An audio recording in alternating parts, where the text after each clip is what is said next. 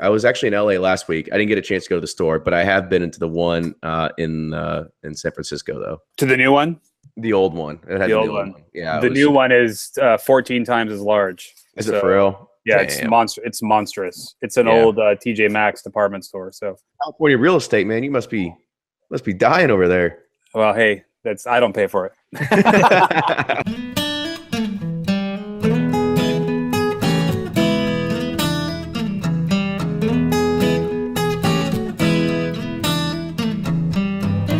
This episode of Bourbon Pursuit is made possible through listeners like you, supported through Patreon, and with partnerships brought to you by the following.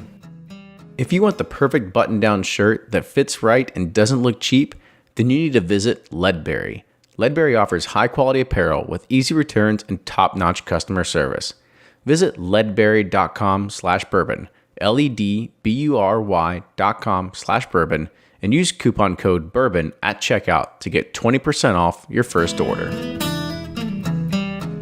Day Drinkin Jerky. Always smoked, never dried. Day Drinkin Jerky is made with bourbon and other spirits mixed into the marinade and then slow smoked. Find flavors like bourbon black pepper and hazmat saz teriyaki on their online store, daydrinkinjerky.com. Use offer code PURSUIT to save 10% on your first order. Hey everyone, I hope you had a great Halloween, and if you're watching this right now, you're going to see that I'm looking a little rough because I just got back from trick-or-treating and got my costume off, and now I'm cutting this episode. But there's nothing like strolling down the block with a solo cup full of bourbon while your kids are out collecting all the candy that you end up while they're asleep. But now we're entering the holiday season, so make sure you start taking notes from some of our sponsors if you're thinking about gifts for others or maybe even for yourself. This podcast is going to be one of those that are going to be for the retailers out there who need to try to find an edge in the marketplace. Our guests provide an interesting angle for how they're satisfying the need of a bourbon market that spans greater than their local geography. The key in really all this is technology and making their brand superior and accessible to the masses. As a tech guy myself, I found it incredibly interesting. As for anything else that's going on, the iTunes reviews keep rolling in, and this week's shout out goes to Bobby J. Sullivan, who said, "I have listened to every episode and see the progression in the audio quality from the first with the fireplace background at Buffalo Trace to the new video podcast. However, their passion has never changed and turned it into an excellent content, including interviews with stars of the bourbon world. I have listened to other bourbon podcasts and found none that exceeded the quality and content of information." Thanks, Bobby. And as a reminder, if you're just now joining us, iTunes only presents the past 99 episodes that are available, but you can catch all the early episodes online at bourbonpursuit.com. With that, enjoy this week's episode.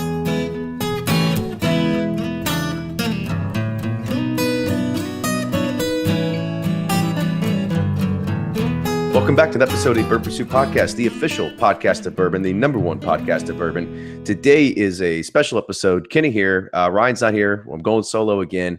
But this is always something that I find super interesting as a bourbon consumer, as somebody who has to purchase things, and always wanting to figure out, either where can I find the best deal, where can I acquire different things that I necessarily can't get in my own store.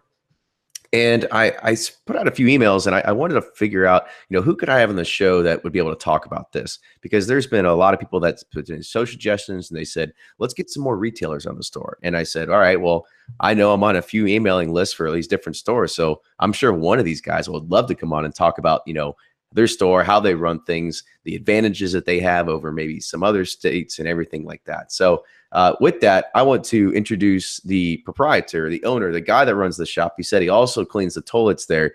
Louis Dachis of Ace Spirit. Louis Dachis. Man, see, I'll get it at some point. You got it. of Ace Spirit. So, Louis, welcome to the show, man. Thank you very much. Thanks for having me. So, first off, tell everybody first, who is Ace Spirits? Where are you guys located? All that sort of good stuff. Yeah. Ace Spirits is a craft beer and whiskey boutique located in Hopkins, Minnesota. We do a huge amount of business online, but we do have a brick and mortar shop. And if you check us out on our Google, you can visit the store on Google. You'll see it's sort of like a library of whiskey. That's what we specialize in. So before we started recording here, you were telling me that you weren't necessarily like always in the whiskey biz or the retailing biz. You're actually doing stuff in show biz. So kind of talk about, your history and what led you to where you're doing today. Oh God, I'm an old guy, so there's a lot of history there. But started out, I went to school for film, live action film, worked in the film industry doing music videos, commercials, quick stints, a little bit of television, art department, which is sets, props, things like that. After the '94 earthquake, I was basically homeless and left the state of California to come back home to Minnesota. In Minnesota, I did a number of things, but basically got into transaction processing, ATMs, credit cards, whatever, in the gambling industry. Took the company public, sold the company through a roundabout way, got into the booze business. There was a company that was looking to sell, I was looking to buy. Started out a store called Merwin Liquors, which turned into a three unit chain. Ended up selling that and starting Ace Spirits 4 years ago, which is sort of an extension of what my final Merwin Liquors store had been. It was really focusing on whiskey, really focusing on craft spirits and selection and online. And that's sort of how the store came about. And are you just a spirits or a bourbon guy yourself? Like, have you come to it over time, or I mean, did you like always love it or anything like that? Yeah, no. The funny thing is, so when I bought the first store, I had just turned 30, and I didn't drink at all, like not at all. And so it was. So you were completely sober, and you're like, I'll just open a liquor store, right? Yeah, well, it was financial. I mean, it seemed like a good business. The guy was looking to sell. It was a good selling price, and so it was strictly financial. And so at that point, I didn't really care if I was selling, spinning tops or liquor. It was an item that was selling, and the business made sense. And so, but since then, fortunately or unfortunately, I've sort of dug into the shelves and found things I liked, and it started out just like everybody, I think, sort of on the sweeter side of the palate, and a lot more beer, a lot more vodka, whatever, and then sort of moved into an appreciation for initially bourbon, and then currently I'm drinking a lot more Scotch than I am bourbon. But oh, that's it. You're kicked off the show. I'm sorry. No, it's all good. But I mean, I like it all, and I really like it all, and it's funny because when I first bought the shop, my uncle had a restaurant, a really nice restaurant here in town that was closing down, and so he said, hey, if you want anything on the shelves here, just take it. He had open bottles that he had no use for anymore. So I took all of his Scotch, and he had some really nice Scotch. And I brought it all home, and I wanted to try it all because I hadn't tried any Scotch really. And I thought this stuff was terrible. I just could not. It was the worst thing I'd ever tried. I could not drink it. I had, 18-year-old Macallan and just beautiful whiskeys. And all my friends were like, heck yeah, we'll help you drink this stuff. They all dug into it and loved it. I wanted nothing to do with it. That was when I first started. And then since then, I've come around, obviously, and my whole house is filled with it. I think I probably now you just can't get enough of it, right? It's just everywhere. I mean, fortunately, I'm in the business where people would be concerned, but so yeah, now I drink it. I like it, and not just whiskey, but I love gin. I can't say I love vodka. Vodka is good on occasion. But, well, I mean, that's Fred Minnick always says it's the tasteless, odorless, and colorless spirit that he hates. So yeah. Well, I don't hate it. It serves a purpose. It's just hard to get excited about. Well, you can I always mix it with Red Bull if I need to stay up really late, right? So that's what I have to do. I'm not a Red Bull fan, but I on ice with a little lime it does the trick. Absolutely. So talk to us a little bit, about your store and some of the market you serve just locally. Yeah. So Minneapolis is a pretty widely spread area. It consists of Minneapolis and St. Paul, sort of obviously the Twin Cities. So we've got this sort of wide net that we cast out, and we get people from, all over different states actually traveling to us. It's just such a unique store. So it's really a destination shop. Our hours are weird. We're in a really hard to find location. If you walk in, people aren't sure if it's a bar or if it's a liquor store. It's very dark. But that's sort of how we like it. And and it served us really well. And we built a following based on both the things that we stock, the prices that we sell it at, but then also we have these great events where we'll open up things that no one else is. I mean, we have a Lafroig event coming up next month where we'll be opening up a 30-year and a 27-year, and we'll have the Carchus and stuff that you never see opened up. We have a Pappy class where we open up all the Van Winkles, the entire release from each year. You know, our BTAC class where we open up all that stuff. So it's, you know, those kind of things is what separate us locally from everybody else. It's just not happening around here. And we actually just got joined by the second part of our show today, which was David Driscoll. So David is now joining us on this podcast, and David is the assistant head buyer of K&L Wine Merchants that is based out in California. So David, welcome to the show. Thank you. Thanks for having me. So David, you know, we actually talked to Lewis a little bit, learned about Ace Spirits, learned about his store, talked a little bit about what K&L is, where you're located, and, you know, the kind of market and the people that you serve. Sure. So K&L is located in 3 parts of California. We're in downtown San Francisco, just south of Market Street. We are in Silicon Valley in Redwood City, which is where the flagship store is. Then we have a Hollywood store on Vine, just by Sunset. And K&L started kind of in the late 70s by 2 friends who were doing bulk liquor. And it was when one of our owners, I think he read a Playboy magazine about Bordeaux. Yeah, and he got a couple of bottles, and he decided he wanted the future to be Bordeaux because he fell in love with it. And long story short, there weren't a lot of people who were bringing in Bordeaux at that time, so they found their own import channels, and that became kind of a model of a store that was looking to supplement the kind of regular distribution selections available in each state, or in our state specifically, with wines of their own choosing. And when I started here in 2007, I was kind of learning the ropes of how that worked, and, you know, what were the wines that anybody had, and then what were the wines that we had specifically that nobody had, because we were bringing them in via our own import channels. And so in 2009, they made me the spirits buyer. And I said, well, we should be doing the exact same thing. We should go to Scotland. We should go to Kentucky. We should go everywhere in the world that makes spirits. And we should try to bring in interesting things that other people aren't. And that kind of became the model. I just basically copied what was already being done on the wine side and just included spirits. So about what year was that? Was that what happening when you said, like, you need to start looking at different spirits to start bringing in, not just being specialties in the wine industry? That was about 2009. Now, there was another lady who was here before me named Susan Purnell. She was kind of a Bruichladdich nut. And so she had done some direct work with Bruichladdich, but, you know, it never went past Bruichladdich. That was like her one distillery.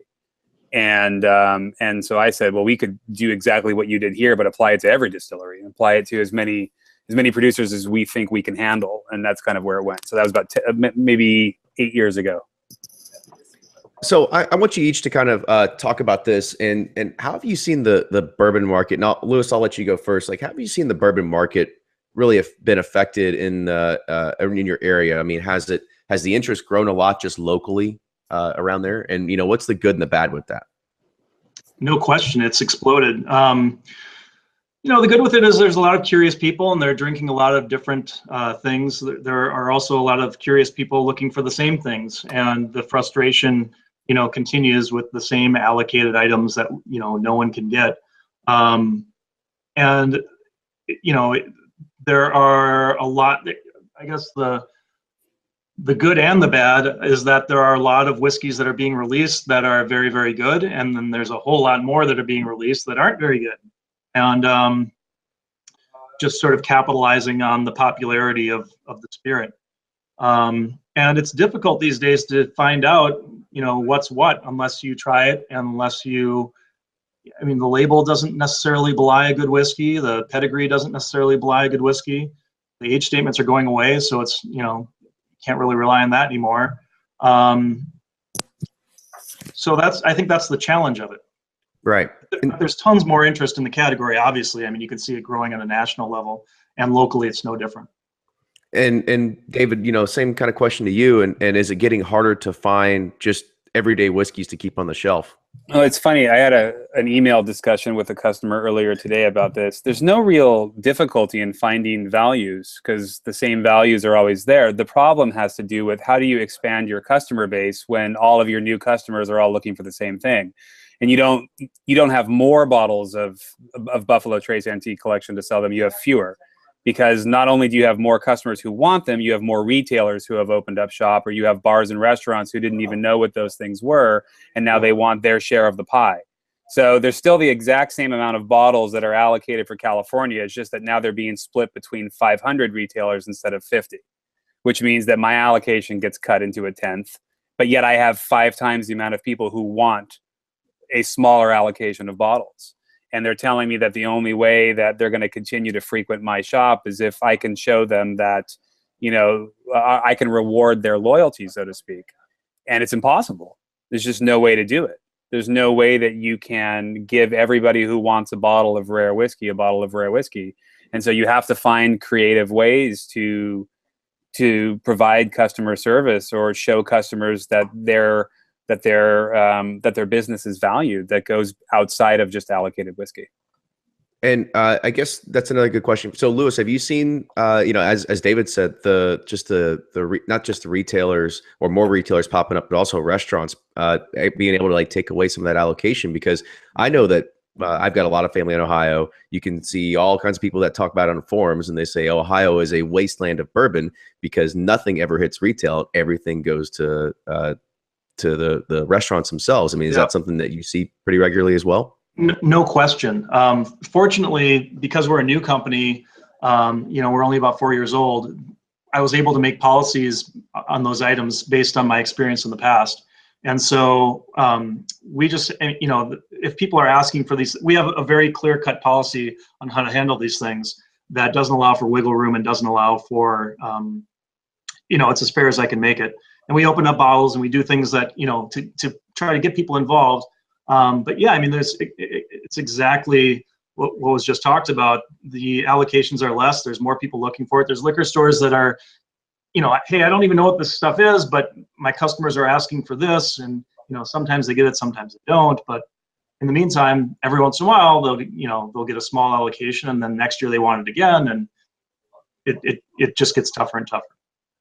And one thing, David, you had mentioned that you're trying to figure out how do you reward some of those loyal customers that you have there that actually bring foot traffic into your store. Like, so what are you guys experimenting with or thinking about doing of everybody that, because don't get me wrong, like I'm always asking for rare whiskey, right? Because, damn you. I'm one of those people. Like, don't get me wrong, I am that person, right? So like, how are you able to help some of those people out, or like, what are you doing to satisfy the greater good, if you will? Well, I mean, the first thing you have to do is you have to go above and beyond for people in some way. And I think the most difficult task of being somebody whose job it is to make everybody happy, especially when they're looking for you specifically, is to show them that you're interested in helping them. There's a desire when you're talking about something that nobody can get, and an impossible odds to just kind of become, I think, frustrated by the whole thing and just be like, oh God, stop bothering me. But that's the last thing you ever want to do in a customer service position.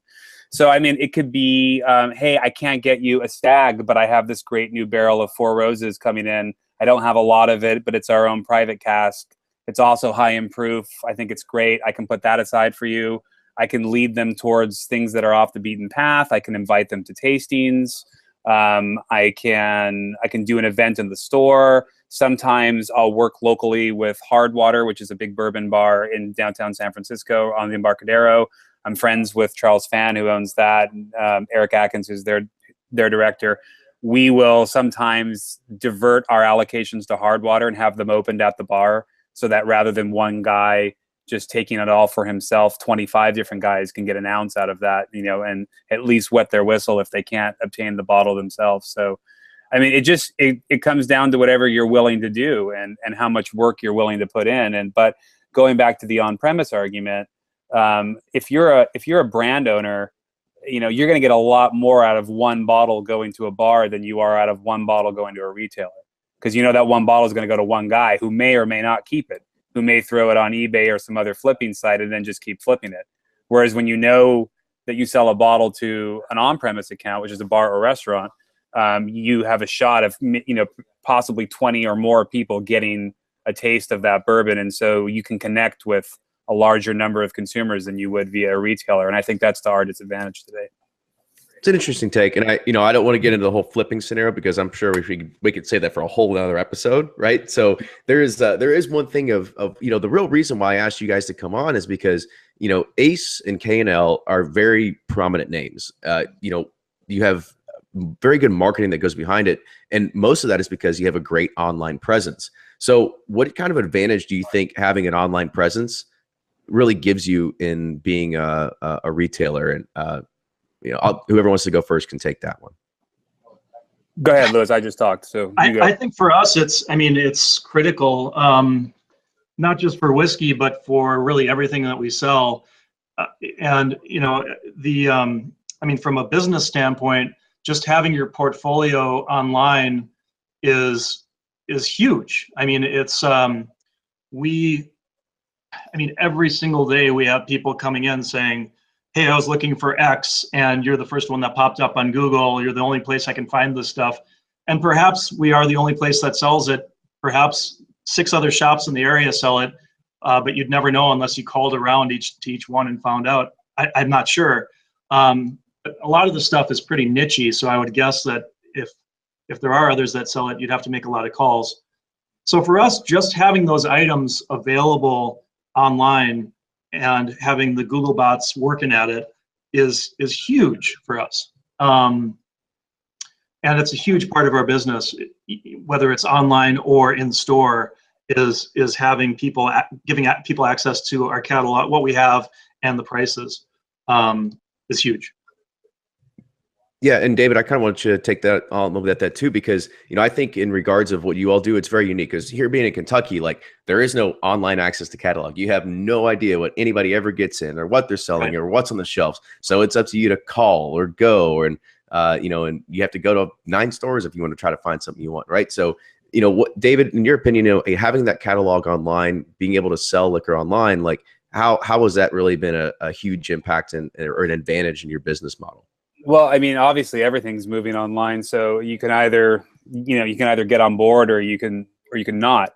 I think it's better to keep all your options on the table. Obviously, our online business is what drives K&L. Our website is, for better or for worse, is the model that a lot of people compare against. So, if people will check our website for pricing, if they're doing business with a distributor, you're going to sell me this much product. Well, what does K&L have it for? K&L has it for this. So, you got to do better. The problem, I have only positive things to say about online business, and I'll just echo what was already said here. In terms of how it's benefited us. It's everything to us, not only because it allows our inventory to be online, but because it allows us to give us our own opinions, right? Under each product, you can read about what different people who work at K&L thought about that product. So it not only establishes our company, it establishes the people who work at our company. It allows you to see what I like specifically, or what some of my colleagues like. But on top of that, there are boons in terms of public perception. And of course, one of those boons is if you're in the retail business, that all 50 states have different distributions. So all 50 states have different prices. So if somebody says, hey, this guy in New York has this whiskey for, $30 cheaper than you, can you match that? Well, no, I can't. Because he's getting some gray market deal from some shady importer in New York who's obviously gray marketing products in through some other channel that's not going through normal distribution. So there's a lot of educating that needs to be done to the general public who has no desire to necessarily learn these ins and outs of distribution, about how things are priced. And then, of course, then there's interstate shipping, which is getting worse.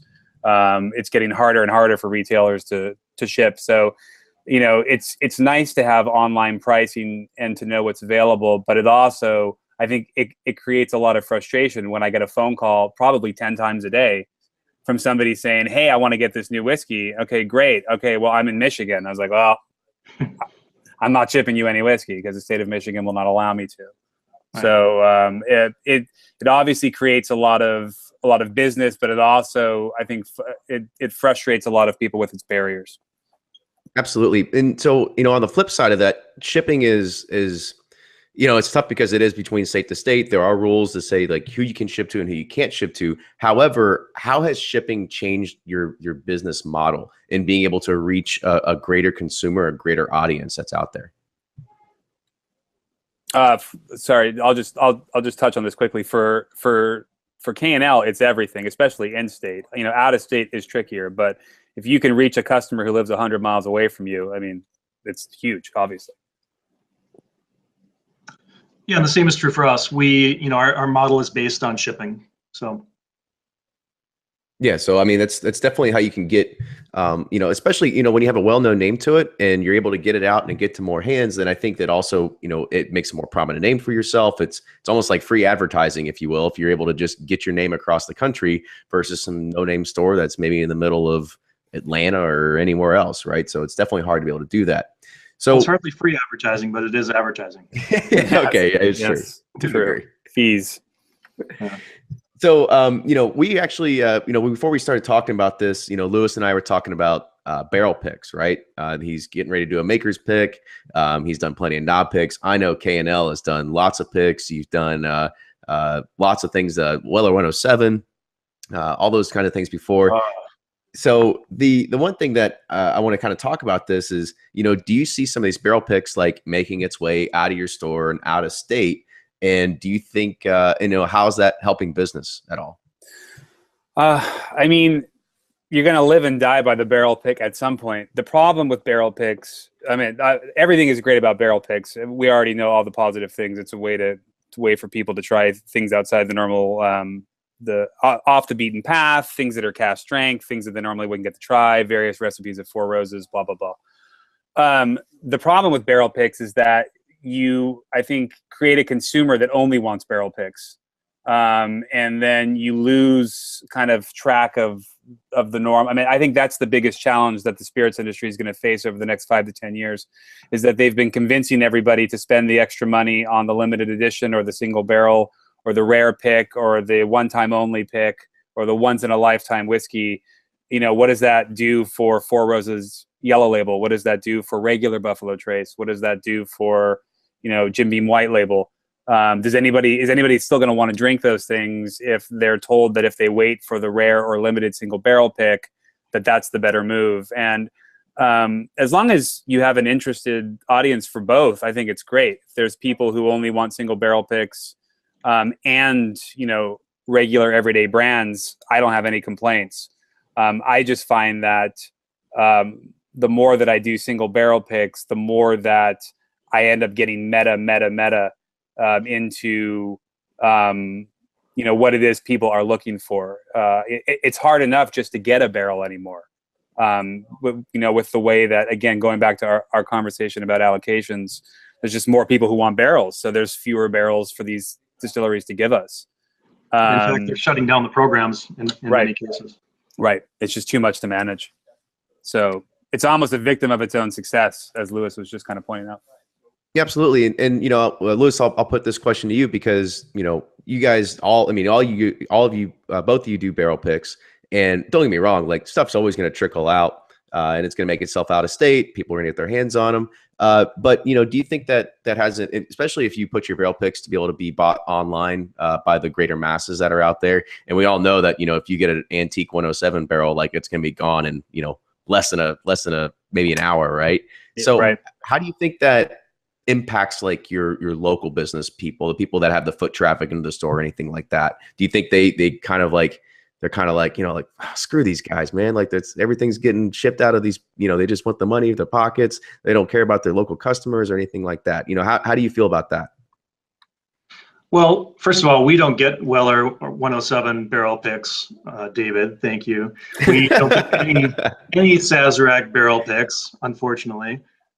We just can't get them. But we do, you know, if there's, we had an old Scout barrel, or a few old Scout barrels that came in, and we do hold things for local customers first before we open it up to the online community. And there's some things. There's some things that we just don't ever release. They're just in-store only. And, you know, the Wellers are a good example of that. Weller 12, whenever we get it in, we get so little of it, it can't satisfy anything more than in-store. And so we just keep that in-store only. Yeah, David. That's smart. We have, we've taken things off the web sometimes, and sometimes I'll do private outreach. Like if there's guys who I know who have been asking for years, I'll kind of reach out to them privately and say, hey, you know what? I remember 2 years ago you asked me for this bottle. I got one, so I'll put it aside for you.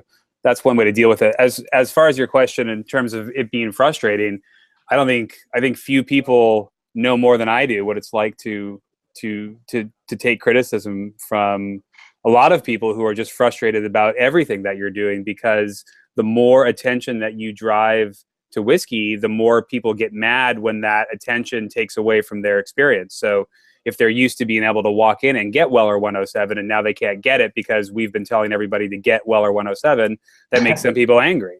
It's no different than if your favorite bar or restaurant gets hit up on social media and you're used to being able to walk in and sit down and get a drink whenever you want, and all of a sudden you can't even get into the restaurant, because there's too many people who want to go. That's the reality of the Bay Area right now, which is frustrating, I think, in general, because it's so concentrated. I don't know to what extent that's leaking out of the Bay Area, but I think here a lot of people have just become resigned to it. It's almost like a certain cynicism that people walk around with. Oh, if there's anything good, I'll never be able to get it because, there's going to be 500 people in line, or I'm going to have to sit at my computer and hit refresh, blah, blah, blah. So whether that's impacting people negatively beyond our market, it's possible, and it sounds like it is from what Lewis said. But it seems to me that most people that are approaching us, whether they're calling from some other market or are local, most people understand, the rules of the game today and are good-natured about it. On occasion, you get some ornery, unhappy people that, are probably just unhappy generally, that you just can't make happy. But for the most part, people get it. They call, they're looking for a long shot. You say, hey, I just, this is how we handle it. They understand. On occasion, we get an angry email or an angry call, but for the most part, people are pretty good-natured about it.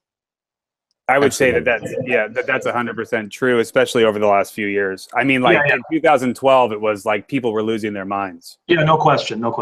Yeah. In 2017, I think people have become resigned to the reality of the market. Right.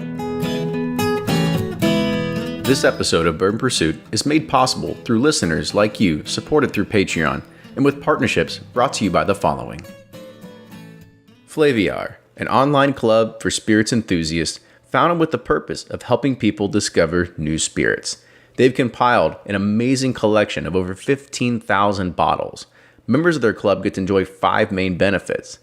Themed tasting boxes that allow you to try before you buy actual full-size bottles. You also get access to a digital home bar filled with the bottles that you currently own, where you can add your own ratings and then get recommendations. Third is access to their private vault, which holds a selection of rare and vintage and hard-to-find spirits that are only available to members.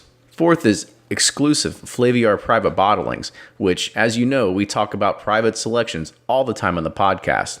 And lastly is access to live events where they bring together distillers, members, and other spirits enthusiasts to different places across the country. They usually have a waiting list, but they arranged a back door just for us. Go to flaviar.com/exclusive. That's FLAVIAR.com/exclusive and use the coupon code PURSUIT during checkout.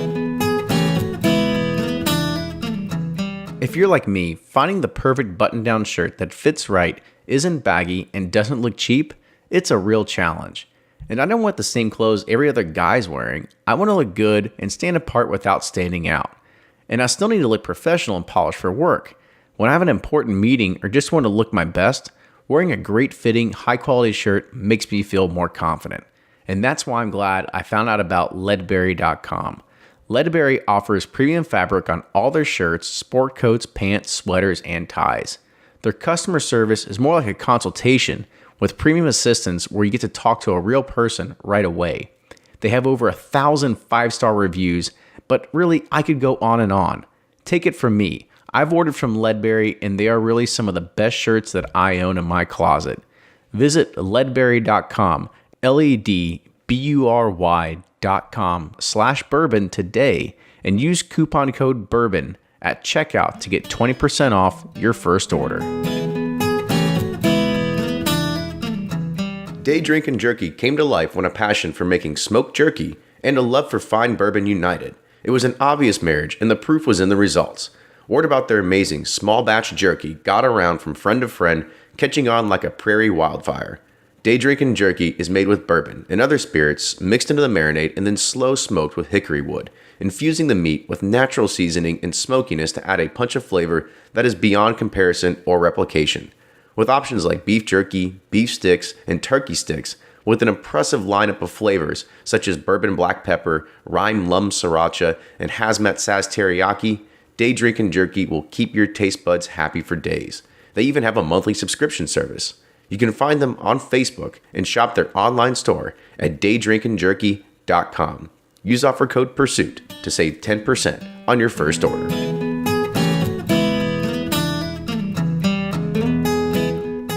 Yeah. In 2017, I think people have become resigned to the reality of the market. Right. So one of the things that's always intrigued me, we like just having the online and the volume and being able to do that, around here, it's pretty typical that a lot of small business owners, they want to reward their customers that bring in the foot traffic. And now that you guys have the advantage of being able to have an online inventory and being able to ship to certain states, depending on that, are you thinking of different ways of saying like, oh, maybe we can start rewarding people that are buying consistently from us online or something like that as well? I'm not. we don't do, my business model is pretty straightforward. I'm not looking to dominate the world. We just try to put out a good product at a good price, and I try to eliminate as many special circumstances as I can. So if someone's calling me up and asking me for a favor, I'm usually going to say no. And the only reason that is because as I do that for more and more people know that I'll make an exception for them, and I'll get more and more calls like that. And I don't want to deal with that. As much as I like them, as great of a customer as they've been, there's people that will say, hey, I've spent $3,000 with you this year. Well, there's a guy that spent $10,000 and a guy that spent $50,000. And so if you follow that logic, it's not going to be a good outcome for you. And so I don't, even for the guy that spends $50,000 a year, I'm not going to slip them a bottle on the side. I'm going to play it the same with everybody. But like David was saying, make them aware of things that are coming in and give them service in other ways. But I find that with a very strict set of rules, there's no questioning whether I'm playing favorites to one group or another. There's a lot of people take a lot of umbrage to, hey, I'm the little guy. I don't spend $1 million with you every year, but I want to get the same access to the stuff as other people. And I believe in that democratic way. Call me crazy. There you go. Democratic, right? What about you, David? I think you're 100% right. And I think that's the smart way to do it. The difference with me is that I think because I'm always plugged into the internet, I pretty much have email wired into my brain at this point. I'm half machine. Bionic. Your new name's just Bionic David, right? So. Yeah, well, I'm getting, like, even as I'm sitting here, I'm looking at my inbox, and in the time that we've been talking, I've had 75 new emails come into my email. So it just doesn't end, and which is fine. I enjoy it, and I enjoy kind of helping people and making people happy. That's definitely what I get out of this. But I agree that to create a policy where you're just hooking people up who spend the most money doesn't make any sense. At the same time, it doesn't make any sense to not do something nice for people who spend a lot of money. So you have to do something. But I don't believe that giving away all your best stuff to the people who spend the most money is going to do anything for your business model over time. Generally, people who spend a lot of money are, they're living pretty high on the hog as it is, and they don't need that bottle of Pappy to kind of soothe their ego. Whereas the guy who I know buys a lot of, just buys a lot of everyday bottles. If I give him a bottle of Pappy, he'll probably be over the moon about it. He'll tell all of his friends. He'll give me a big hug. He'll probably open it that night with his buddies, and he'll probably text me a photo of it to show me how much fun he's having. And that's equally as rewarding, especially when you're talking about building a customer base of people who want to feel involved, because most people just want to feel like they're a part of the team, regardless of how much they're spending. And if you can include everybody, I think that's the best possible outcome.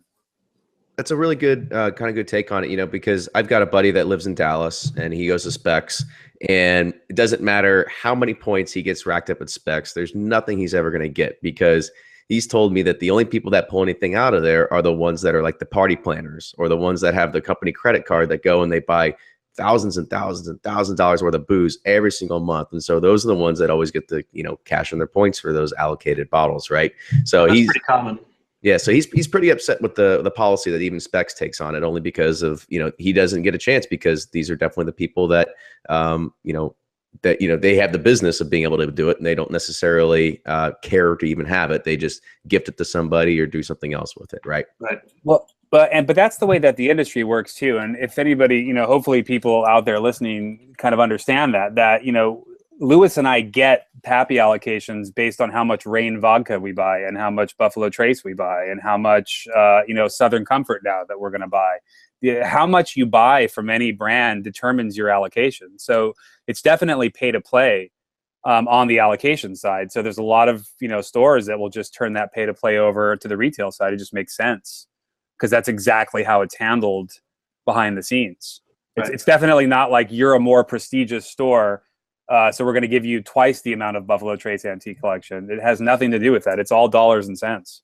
Right. So, absolutely. So I think moving in that sort of direction, I kind of want to talk about, just the three-tier system in general. And I don't know, feel free to rant or feel free to not say anything, right? But, there's a lot of consumers out there that have finally, gotten into this hobby and understand how shady the three-tier system can actually be, how it hurts retailers, how it hurts the actual producers themselves, and kind of figuring out, like, do you all think there is a better way of getting products in the hands of consumers, or products in your stores, or anything like that? I don't know that I've ever really questioned it. It's just the way it is. I've run into retailers from other locations that have very different laws than us, and I'm envious. But because they can go into they can go out to Scotland and bring back bottles with them and sell them on the shelves. They can do whatever they want. It's sort of a free for all. I've just come to accept the laws as they exist, and I don't know. I've never really thought about that, to be honest with you. It would be nice if it were looser. I understand that the structure that I'm forced to play within, and that's fine. But never really considered a better way. I mean, I always look at it like Neo in the Matrix, right? Like, you've got this matrix that determines what you can and can't do legally, but if you learn how to manipulate those rules and how to kind of distort them or to play with them, it can give you an advantage over people who aren't thinking necessarily outside the box. And it obviously imposes a lot of limitations. But I think the biggest barrier that the three-tiered system provides to consumers is all of the interstate shipping laws are 100% based off of that system. Because if you don't understand what distribution is just legalized mafia, which is these people took a cut during Prohibition of booze sales, and when alcohol was made legal again, the mafia is like, well, we're not going anywhere, so you're going to have to find a way to build us into that system. So there has to be a middleman. Anyway, long story short, everybody in every state has to take a cut, and that's the reason why we can't ship to those states, is because the people in those states don't want to deal with competition outside of their market. They control what the pricing structure is for that state, and because of that, it isn't fair. It isn't fair that K&L could ship into Michigan, where the stores in Michigan have to pay one price and we have to pay a different price. And that price is set by whatever system is set up within that state. So if your state distributor charges you $20 for Glenlivet 12 and my state distributor charges me $15, that's not fair. And the fact that I can ship into your market while you're not able to play on the same field as me is absolutely unfair. So that's why interstate shipping is not legal, because the system itself isn't fair. It's different than all 50 states. And then I kind of want to gauge another question about that. Like, I guess, who is making these laws, and why couldn't we have a uniform regulated federal ruling across the United States? Because I think it's all up to the states, as far as I understand it. The states get to decide what's distributed and who's distributed. And if let's say that you and I started a bourbon brand, and you wanted to sell in Kentucky. Now, there are a number of large distribution companies that are in all 50 states. So if you signed with one of those companies, you would technically be represented by them in all 50 states. But in each of those 50 states, your whiskey may be priced differently depending on that market. There won't be one standard price. And you have to register the brand and the label, and you have to, with each state, you're going to have to jump through different hoops. Correct. So, I mean, I guess I'm trying to think, how can we move this forward, right? Because, depending on your state, like Amazon just said they could start shipping wine, right? So like, that's another like big game changer that's happening in here. And I want to see people like yourselves be able to take advantage of this big online boom. As David kind of just said, like, if that's the way the world's moving right now, you have to be able to kind of see this sort of train coming. So how can you stay competitive in a market like that? And then I've also got another question that's going to kind of follow on about, basically a global market of shipping too. Well, let me shut you down real fast right now, because the problem is that the legalities of shipping between states have nothing to do with whether UPS or FedEx will actually pick up the product from you and ship it for you. So, for example, it could be legal for us to ship spirits to New Hampshire. Doesn't mean FedEx is going to do it for us. Doesn't mean UPS is going to do it for us either, because they may have their own policies about shipping distilled spirits. And so you're really up against not only the policy of the state, but the policy of the shipper. So really, we just had to find a better shipping company, right? Bootleg. It's going to be called Lewis and Dave's Bootleg Express. I'm down. Let's do it. Well, and the U.S. Postal Service has talked about getting into it, but there's the government, and it could take 30 years before they make a decision. But,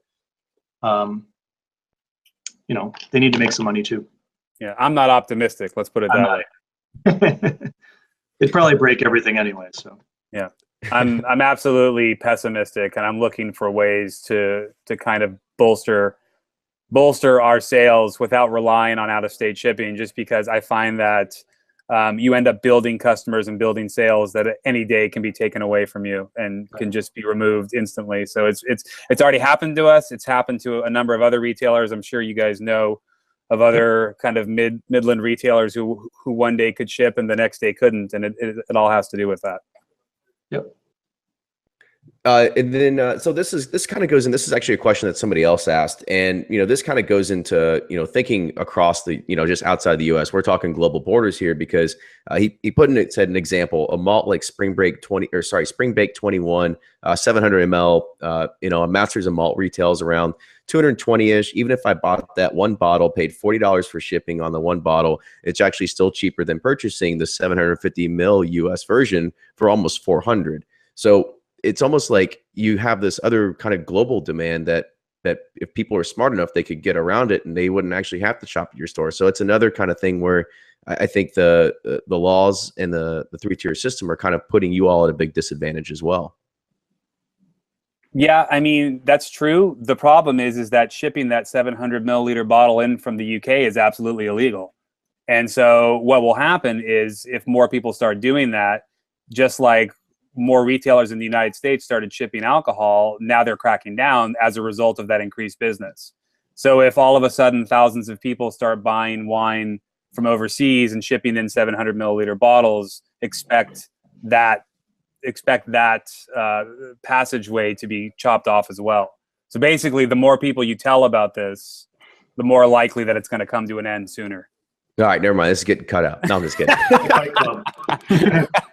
I honestly had no idea that was actually illegal, because you can go to their website and you can say, yeah, ship to US. I'll ship it to Indiana and I can have it delivered to this address. Fine, no problem, right? Absolutely. Go for it. You can buy switchblades online too. Yeah, you cannot send 700 milliliter bottles into the United States. Yeah, and you can't ship spirits internationally either. I mean, again, this is about what you can get away with and what's legal, and there's a lot of haziness. So we talked a lot of gray area here. Let's talk about future pastures, and I'll put it to you first, Lewis. In an ideal world, and so you could sell more volume online. Like, what is your ideal of how you want to see things change? Whether we can get somebody to sit there and filibuster in front of the Senate for you or whatever it is, right? So like, what can we do to make something that really is able to help bring you even to a wider audience, or do whatever it is to help your business succeed and grow? Well, I don't know. I don't know that you could do anything really. For us, it's an organic word of mouth thing. And as far as legally, opening up all the states to some federal standard would obviously be huge. I don't know what any individual or any group of individuals could do to really change things, because you have the liquor lobbies in each state that are fighting to keep things the way they are or to restrict them further. From my end, I would say, again, I'm kind of with Lewis here. The only thing that would necessarily open up the market would be to kind of tear down interstate laws. But I don't think people understand what they're up against here. It's not even just the interstate, there's nothing that can be done on the federal level other than like sweeping legislation that will never happen, because it's not in anybody's interest to do that. There's literally, the only interest it's in is in maybe the interest of the consumer. It's not in the interest of anybody who's working in the industry to open up markets that are basically monopolized by people who have been, monopolizing them for years. So again, I'm not optimistic. I would just say that it's nice to have travel destinations. And I think that, I know for K&L, I'm definitely trying to make us a travel destination for people that are visiting San Francisco, people that are visiting Los Angeles, people that are visiting Silicon Valley. Just if anybody goes to Kentucky, they're going to bring a couple bottles back in their suitcase. And I'm hoping that the people who come to visit the Bay Area and Los Angeles will do the same thing with us. So, I guess you guys kind of look at it as, maybe even just only being able to ship to a few states is actually more beneficial than anything, because not only that, it could actually open the market up to a lot more competition than if that was something that was across blanket 50 states and anybody could ship anywhere. Then you're kind of competing with every liquor store in the country that could get in the top 5 search results inside of Google. Right. The limited competition is definitely. We're a tiny little wart on the overall industry's butt. We don't do. We're a tiny little shop. So the impact that we have globally is pretty minuscule. Now, if you multiply that out by, I don't know how many off sailors we have in Minnesota, and then multiply that out by the number of states, it's huge. Fortunately, most people in this industry don't really have the technological ability. They're very old school in their style. So it's not something I'm terribly concerned about, but. So, you would be concerned about if all of a sudden that people actually started bringing more of their inventory online and started figuring that out. Yeah. But based on what I've seen to date anyway, the people that I talk to really don't know how to do that. And they haven't. There are a few companies that will help you, but it's in a pretty limited fashion, and it costs money. And where's the payoff? There are barriers to entry, and there are limitations to the upside for people. So, and there's a lot of risk. So we'll take that as that there's a barrier to entry. And what would you say has been the biggest upside of being able to have an online inventory or something like that you could give as an advice to somebody else that says like, oh, maybe I want to invest I don't know, whether it's a $50,000 investment, having an online inventory system and scanning and, real time of inventory updates. Like as if you go to Home Depot and you pull up the app and you're like, oh, okay, it's in aisle 4, bay 3. And there's my vodka or whatever it is. Right. Yeah. I would say anybody looking to get into into retail now is going to have to look into delivery with the DoorDash model or something like that allows you to get bottles quickly to people who need bottles. Because people that are spending money, let's say on like $1,000 bottle of Bordeaux or a $5,000 bottle of whiskey, it used to be that there were people who were collecting these bottles who would come in. But, it's like people who are savvy collectors, kind of like what Lewis was saying when I first joined the conversation, with the prices that have gone up and just the the difference in the market today versus where it was, let's say 5 to 10 years ago, the people that are spending money on bottles now, they're like out. They're out at a bar, they're out at a party, they're out at a club, they're at a hotel room, they're at a corporate event, they're already drunk, and they say, oh dude, let's spend $5,000 on a bottle of, whatever. If you can get them that bottle in that moment, I mean, that's invaluable. If you can have a retail store that between the hours of 11 p.m. and 1 a.m. in LA can get every drunk guy who wants to throw down $1,000 for something, that bottle, you're talking tens of thousands of dollars that can be made on any given night. So I think that's an area of, somewhat party planning, somewhat DoorDash delivery service that I think you're going to see a lot of major retailers start to think about rolling out. I consider that if I'm spending $1,000 at like 2 a.m. in LA, that's a life goal for me. That's what that is. That's the whole city of Los Angeles, man. So, fellas, I want to end on that note. I want to say thank you again for coming on the show today. I want to let you give one more plug for your stores and say, where they can find more about them, where they can shop online, and where can they visit you in the store, and how can get more information or contact with you, anything like that. Louis, I'll let you go first. Yeah, cool. Aspirits.com. Huge online whiskey selection. Online whiskey retailer of the year this year. We're at www.aspirits.com. And there's a contact form on there. Anyone can contact me anytime. I'm the guy that gets all the emails. So. One-stop shop for you right there, right? It's all you. And David. I'm David Driscoll, and you can find myself or my partner in the spirits department, David Othen and Gerard, klwines.com. I write the Spirits Journal at spiritsjournal.klwines.com. I guess that's it. You can track me down. I'm usually running around somewhere. I'm on the road, but I'm always, like I said, I'm plugged into email. So wherever I am, you can find me. Well, awesome. Thanks again, fellas. And make sure if you are not doing it already, you follow Bourbon Pursuit on Facebook, Twitter, and Instagram at Bourbon Pursuit. You can also support the show by going to patreon.com, patreon.com/Bourbon Pursuit. Help support the show. $5 a month, $10 a month, whatever it is, to help keep this thing rolling and bring on continual good guests like these guys, and have them share their stories and their passions. And maybe one day together we'll take all this Patreon money and we'll lobby against the 3-tier system together. Right? There you go. I'm just messing, but thank you again, fellas, and we'll see you all next week.